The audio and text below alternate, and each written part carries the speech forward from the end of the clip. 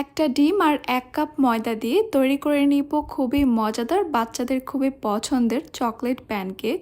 আসসালামু আলাইকুম everyone, welcome to Afsara's mini kitchen.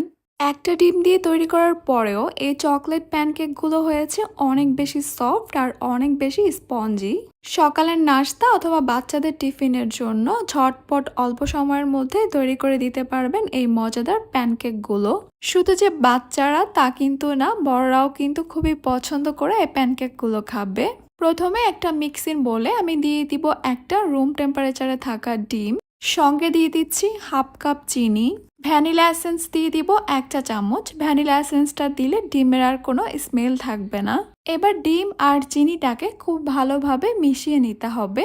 আমি একটা হ্যান্ড হুইস্ক দিয়ে খুব ভালোভাবে ডিম আর চিনিটাকে মিশিয়ে নিব। চিনিটা গলে গিয়ে মিশে যাওয়া পর্যন্ত মিশাতে থাকতে হবে। আমি আজকে প্যানকেকগুলো একটা ডিমের তৈরি করব। আপনারা চাইলে কিন্তু এখানে 2টা ডিম দিতে পারেন। 2টা ডিম দিলে কিন্তু প্যানকেকগুলো আরও বেশি সফট আর আরও বেশি টেস্টি হবে। প্রায় 2-3 মিনিটের মতো এভাবে মিশিয়ে নেওয়ার পর দেখতে পারবেন চিনিটা গলে গিয়ে সব কিছুর কালার কিন্তু কিছুটা চেঞ্জ হয়ে গেছে। তখনই বুঝতে হবে চিনিটা খুব ভালোভাবে মিশে গেছে। এরপর এখানে আমি শুকনো উপকরণগুলো দিব, আর শুকনো উপকরণগুলোকে অবশ্যই ছেঁকে নিতে হবে, তাই এখানে একটা স্ট্রেনার নিয়ে নিয়েছি। এরপর এখানে দিয়ে দিব আমি প্রথমে 1 কাপ ময়দাগুলোকে আমি ছেঁকে নিচ্ছি। এরপর দিয়ে দিচ্ছি 2 টেবিল চামচ কোকো পাউডার, গুঁড়া দুধ দিয়ে দিব 2 টেবিল চামচ, আর অবশ্যই গুঁড়া দুধটাও দেওয়ার চেষ্টা করবেন, এতে করে প্যানকেকগুলো খেতে অনেক বেশি টেস্টি হবে। লবণ দিয়ে দিব 1 চিমটির মতো। এরপর এখানে দিয়ে দিব আমি 1 চা চামচ বেকিং পাউডার। এবার এগুলোকেও আমি ছেঁকে নিব। শুকনো উপকরণগুলোকে এভাবে ছেঁকে নিলে ব্যাটারের মধ্যে কোনো লাম্পস থাকবে না, আর প্যানকেকগুলো একদমই স্মুথভাবে তৈরি হবে। তাই অবশ্যই এই শুকনো উপকরণগুলোকে ছেঁকে নেবেন। এরপর এখানে দিয়ে দিব আমি 2 কাপ লিকুইড দুধ, 2 টেবিল চামচ দিয়ে দিচ্ছি রান্না করার রেগুলার তেল। এবার এই সব কিছুকে ভালোভাবে মিশিয়ে নিচ্ছি।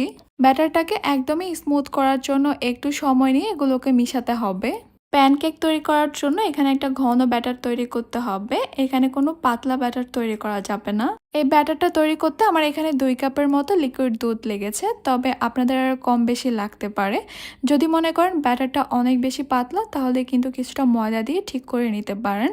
আর যদি মনে হয় অনেক বেশি ঘন, তাহলে কিন্তু আর একটু লিকুইড দুধ অ্যাড করতে পারেন। আমি একটু আপনাদেরকে প্যানকেকের ব্যাটারের কনসিস্টেন্সিটা দেখিয়ে দিচ্ছি। দেখতেই পাচ্ছেন প্যানকেক তৈরি করার সময় কিন্তু ঠিক এই কনসিস্টেন্সির ব্যাটার তৈরি করতে হবে। প্যানকেক তৈরি করার জন্য আমার এখানে ব্যাটারটা তৈরি করা হয়ে গেছে। এবার আমি চলে যাচ্ছি প্যানকেকগুলো তৈরি করতে। আর এই ব্যাটারটা যেন একদমই স্মুথ হয়, কোনো রকমের লাম্পস যেন না থাকে, সেটা কিন্তু অবশ্যই খেয়াল রাখতে হবে। আমি একটা মেজারমেন্ট কাপে করে প্যানকেকের ব্যাটারটা প্যানের মধ্যে দিব, এতে করে সবগুলো প্যানকেক একই সাইজের হবে। চুলায় একটা প্যান বসিয়ে দিয়েছি, আর চুলার হিটটা থাকবে একদমই লোতে। প্যানটা গরম হওয়ার আগেই এখানে আমি সামান্য তেল ব্রাশ করে নিচ্ছি। এক্সট্রা তেলটা আমি একটা টিস্যু পেপার করে তুলে নিব। এরপর এখানে আমি পরিমাণ মতো ব্যাটার দিয়ে দিব। আপনারা যদি প্যানকেকগুলো ছোট করে তৈরি করতে চান তাহলে কম করে ব্যাটার দিবেন, আর যদি আরও বড় করতে চান তাহলে আরেকটু বাড়িয়ে দিবেন। কিন্তু আমার কাছে এই সাইজটাই খুবই পারফেক্ট মনে হয়। চুলার হিটটাকে শুরু থেকে শেষ পর্যন্ত লোতেই রাখতে হবে যদি প্যানকেকগুলো একদমই মসৃণ চান। ঢাকতে হবে না, কিছু করতে হবে না, একা কয়েক সেকেন্ডের মধ্যেই দেখতে পারবেন এইরকম অসংখ্য ছিদ্র তৈরি হয়েছে। আর এই ছিদ্রগুলো হওয়া মানেই কিন্তু প্যানকেকগুলো অনেক বেশি সফট, তুলতুলে নরম হবে। এরপর অন্য পাশটা উল্টিয়ে আমি কয়েক সেকেন্ডের জন্য রাখবো, তারপর তুলে নিব প্যানকেকটা। এখানে 2টা ব্যাপার অবশ্যই মাথায় রাখতে হবে, প্যানটা যেন অতিরিক্ত গরম না হয়ে যায়, আর চুলার হিটটা যেন লোতেই থাকে। তাহলেই দেখতে পারবেন সবগুলো প্যানকেক কিন্তু ঠিক একই রকমের সুন্দর হবে, আর খেতেও কিন্তু অনেক বেশি টেস্টি হবে। একটা ডিম দিয়েই কিন্তু 10 থেকে 12 পিসের মতো প্যানকেক তৈরি করে নেওয়া যাবে। একটা প্যানকেক আমি আপনাদেরকে একটু দেখিয়ে দিচ্ছি, আপনারা একটু দেখলেই বুঝতে পারবেন যে এই প্যানকেকগুলো ঠিক কতটা সফট হয়েছে। আর খেতে কিন্তু আলহামদুলিল্লাহ অনেক বেশি টেস্টি হয়েছে।